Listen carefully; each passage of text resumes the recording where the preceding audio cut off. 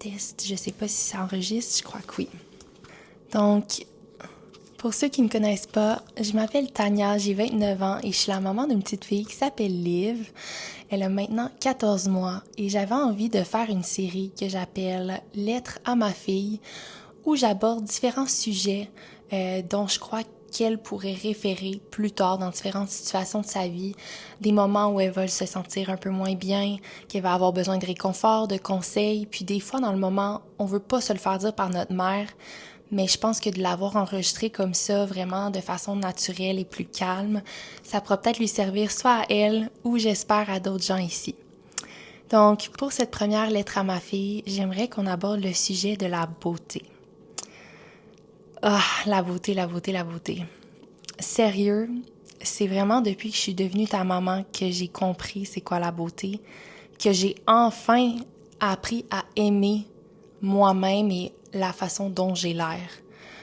La beauté, c'est quelque chose d'extrêmement subjectif. Tu vas voir, là, plus que tu vas vieillir, au début, quand tu vas être petite, tu vas trouver que, bon, des princesses sont belles, tu vas avoir des gens que tu vas voir que tu vas probablement trouver belles, des amis à l'école qui vont peut-être être plus populaires, que tu vas penser que ça veut dire qu'ils sont plus belles. C'est vraiment quelque chose de très subjectif, puis au fil des années, les standards changent, mais ce que maman veut essayer de t'expliquer, c'est que la beauté, c'est plus que juste ce que tu vois. La beauté, ça peut être, oui, externe, donc physique, mais ça peut aussi être intérieur. Et on va toucher un peu sur les deux. Je commence par la beauté intérieure parce que je pense qu'on en parle quand même assez souvent. Nos mères nous le disent toutes, là, de bien regarder une personne parce que c'est pas juste la beauté extérieure qui compte, qu'il faut être généreux, il faut être une bonne personne, avoir des bonnes valeurs. Puis c'est vraiment vrai. Je sais que tu veux pas l'entendre de moi, mais ma chérie, plus que tu vas vieillir, plus que tu vas réaliser qu'il faut pas juste attribuer de l'importance à l'extérieur des gens, mais beaucoup aussi à l'intérieur. Parce que en vieillissant, là, la beauté, pas qu'elle part, mais elle se transforme. La façon dont je vais avoir l'air dans 30 ans sera vraiment pas ce que j'ai l'air dans ce moment. Puis ton papa, j'espère, va encore m'aimer pour pas juste ma beauté physique, mais parce qu'il va aimer ma beauté intérieure à moi aussi. Même chose pour toi. Je suis certaine que quand je vais être plus vieille, avec toutes mes rides, tu vas quand même me dire que je suis belle. Puis c'est pas parce que, bon, les rides, c'est la plus belle chose au monde, mais c'est parce que tu vas être capable de voir au-delà de juste la beauté physique.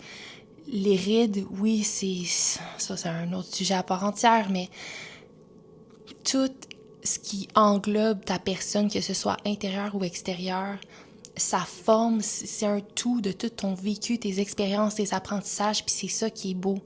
Une personne qui est vide, qui est plastique, qui a pas d'expérience, c'est juste neutre, c'est plain, c'est pas attirant. Puis quand on parle de beauté intérieure, je pense que c'est important de te mentionner, ma chérie, que peu importe ce qui arrive physiquement, tu as toujours le contrôle sur ta beauté intérieure. On n'a pas le contrôle sur la beauté extérieure, bien sûr, on peut faire des procédures, puis ça va être un autre sujet aussi, mais la beauté intérieure, t'en as le contrôle à 100% si tu veux. Fait que tu peux choisir d'être cette personne-là que tout le monde trouve si belle, que tout le monde veut être son ami, tout le monde veut côtoyer, puis qu'ils se sentent tout le temps bien quand ils sont alentour de toi. Puis c'est ça le plus important.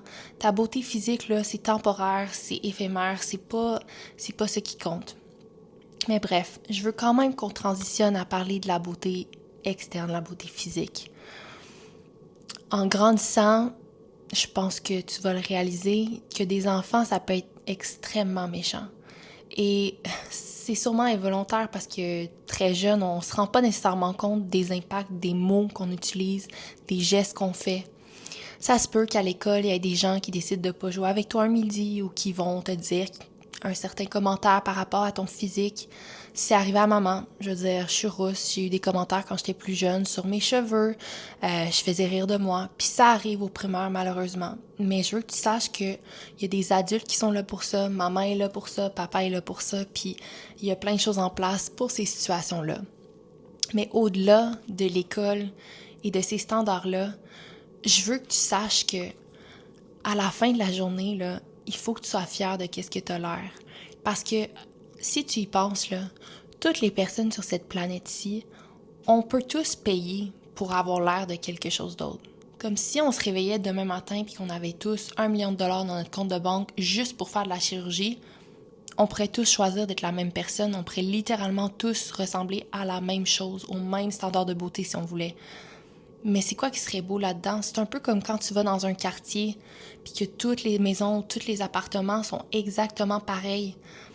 Tu les remarqueras pas. Il n'y en a pas un que tu vas voir puis tu vas te dire « Mon Dieu, ils sont bien beaux » parce que ils sont tous pareils. C'est toute la même affaire. Ce qui est beau chez quelqu'un, c'est d'être différent puis de vraiment own ta différence. Moi, j'ai teint mes cheveux pendant quelques années parce que, bon, je pensais que roux, c'était pas beau, puis j'avais eu certains commentaires, fait que j'avais toujours rêvé d'être blonde. Puis à un moment donné, ben je l'ai faite, puis tu sais quoi, je t'empêcherai jamais d'essayer des trucs. Mais au final, après 2 ans de m'être teint les cheveux, d'avoir abîmé mes cheveux, j'ai réalisé que d'être blonde, c'était juste une façon de booster ma confiance en moi. Mais ça réglait pas vraiment un problème. C'était comme mettre une espèce de band-aid sur quelque chose qui fait mal plus profond. J'ai réalisé que quand j'étais blonde, j'avais l'impression que, bon, je pouvais me faire plus d'amis, que je pouvais aller, tu sais, dans des soirées, parler à plus de gens, qu'au travail, on m'engagerait plus facilement. Puis au final, c'est tellement wrong de penser comme ça, parce que je sois blonde ou que je sois rousse, je suis la même personne, j'ai le même sens de l'humour, j'ai les mêmes capacités à travailler, j'ai le même cercle d'amis, tu sais, il n'y a rien qui change. Puis c'est ça que je veux te faire réfléchir. Je veux que tu réalises que tes attributs physiques puis la façon dont tu t'habilles, ce à quoi tu ressembles, ce à quoi tu as l'air, ça va pas t'empêcher d'aller nulle part dans la vie. Si t'es fonceuse, que tu travailles fort puis que t'es une belle personne à l'intérieur, t'auras pas de limite à qu'est-ce que tu peux accomplir, puis les gens autour de toi vont vraiment l'apprécier, puis ça va être encore plus attirant que juste la beauté physique. On vient de parler un peu là, des cheveux blonds puis de cette époque-là où je me cherchais un peu. Quand je me suis remis rousse, là, le premier jour que je retournais à ma couleur naturelle, j'ai eu une espèce de soulagement parce que d'être blonde m'a permis de bâtir cette confiance en moi-là, mais de retourner rousse, ça me l'a pas enlevé. Puis c'est vraiment ça que je veux essayer de te partager. Dans la vie, tu vas vouloir faire des choses, des fois, je vais te dire, ben voyons, Liv, t'as pas besoin de faire ça, t'es donc belle, t'es donc ci, t'es donc ça. Maman, elle comprendra pas pourquoi tu veux le faire, puis il va falloir que je me remette dans tes souliers à ce moment-là. Mais je veux que tu le saches avant de le faire, que si t'as vraiment envie d'être cette personne-là ou de faire ces trucs-là, t'as pas besoin de ça. Tu peux faire le travail pour vraiment travailler soit avec tes amis, avec moi ou avec quelqu'un d'autre, pour essayer de trouver c'est quoi qui bloque, puis bâtir ta confiance pour être capable de faire tout ce que tu as envie de faire, puis d'accomplir tout ce que tu veux accomplir. Maman, elle aurait jamais pensé d'être papa, c'était le plus beau gars au monde qu'elle avait jamais vu, puis elle a réussi. C'est ton papa, puis je le trouve encore aussi beau, je le trouve magnifique pour vrai, c'est le plus beau gars que j'ai vu de ma vie. Si tu m'avais dit il y a 5 ans que ce serait mon copain, j'aurais jamais cru ça, tu comprends? J'aurais jamais pensé que moi, j'aurais pu matcher avec ton père. Puis c'est ça qui est beau de la vie, puis c'est ça qui est triste en même temps parce que souvent, on réalise les choses une fois qu'il est un peu trop tard. Comme on se fait mal pour rien, on se cherche, puis c'est seulement plus tard, après ces épreuves-là, qu'on réalise que, my God, tout ce long-là, tu sais, je me donnais du trouble pour rien, puis c'était vraiment dans ma tête à moi. Si tu regardes autour de toi, là, c'est un peu le dernier point que je vais aborder. Pense à ton cercle d'amis, OK?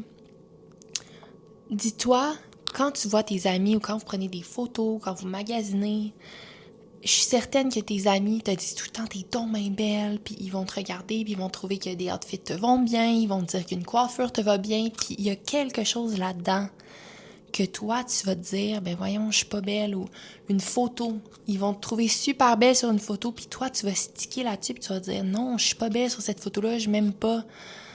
Puis c'est fou parce que si tu pouvais te voir au travers des yeux de tes amis, de ton futur chum, de maman ou de papa, tu verrais une toute autre personne. Je pense qu'il y a rien de plus critique que tes propres yeux à toi.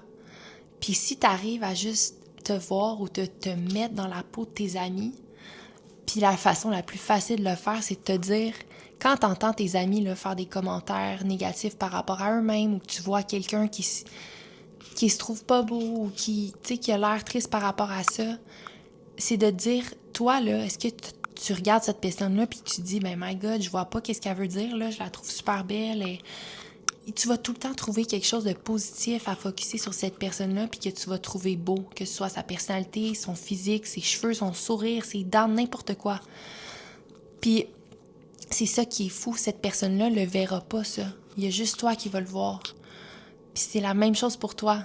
Toi, des fois, tu vas voir noir sur certains trucs, puis ton entourage, eux, le verront pas, ça. Puis c'est pour ça que c'est important d'en parler, c'est important de t'entourer de personnes qui te supportent, puis qui te relèvent, puis qui sont là pour toi, puis qui sont vraiment à ton écoute, puis là pour te booster ton estime de toi, parce qu'à la fin de la journée, on passe tout par là. On va tout avoir de la peine à un certain moment, on va tout vouloir avoir l'air de d'autres choses, mais je veux vraiment que tu le saches, que la journée que tu arrêtes de te mettre cette pression-là d'être quelqu'un d'autre, de ressembler à quelqu'un que tu vas voir, là, je vais dire Instagram, mais peut-être que tu vas rire, puis Instagram n'existera même plus dans ton temps, mais quand tu arrêtes de te comparer aux autres, que tu te regardes dans le miroir puis que tu te dis « Je suis chanceuse, je suis en santé, je suis capable de bouger à tous les jours, d'aller faire ce que j'aime, d'aller à l'école, de voir mes copines, peu importe ce que c'est. » T'as cette chance-là, puis ça, c'est beau. Puis c'est ça qu'il faut que t'aimes. Maman, là, elle se réveille le matin, puis je suis sûre que de plus en plus, elle trouve que, mon Dieu, elle vieillit, puis il y a de plus en plus de rides, puis le réveil est plus difficile, j'ai des poches en dessous des yeux, mais sais-tu quoi?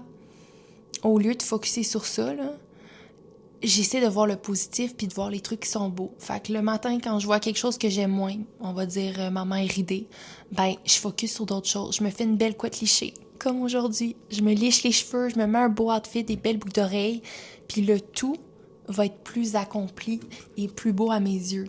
C'est une façon facile de trick ton mindset à toi pour focusser sur quelque chose de plus beau. Puis à la longue, là, tu vas venir que de moins en moins, tu vas penser aux trucs négatifs. Tu vas commencer à apprécier le positif, puis tu vas être la personne qui va tout le temps être là pour uplifter les gens autour de toi. Puis c'est ça qui fait du bien. Fait que bref, j'ai voulu faire cette vidéo-là en un take parce que je voulais vraiment te parler comme si, bon, t'étais avec moi puis te porter conseil ou comme si je parlais à ma meilleure amie ou peu importe, à ma fille, à toi. Fait que c'est pour ça que je l'ai fait en une prise, puis je voulais juste te brain dump tout ce que j'ai sur le cœur, puis tous mes apprentissages, puis mes pensées là-dessus. Puis j'encourage les autres gens qui écoutent cette vidéo-là. Qu'est-ce qui vous aide à vous sentir plus belle? Comment est-ce que vous dealez avec ça, les standards de beauté, pas se comparer? Donnez des conseils à Liv avec moi dans les commentaires, s'il vous plaît. Puis vous me direz qu'est-ce que vous avez pensé de la première lettre à Liv. Fait que ma chérie, on se revoit dans la prochaine lettre. Je t'aime tellement. T'es la plus belle à l'intérieur et à l'extérieur.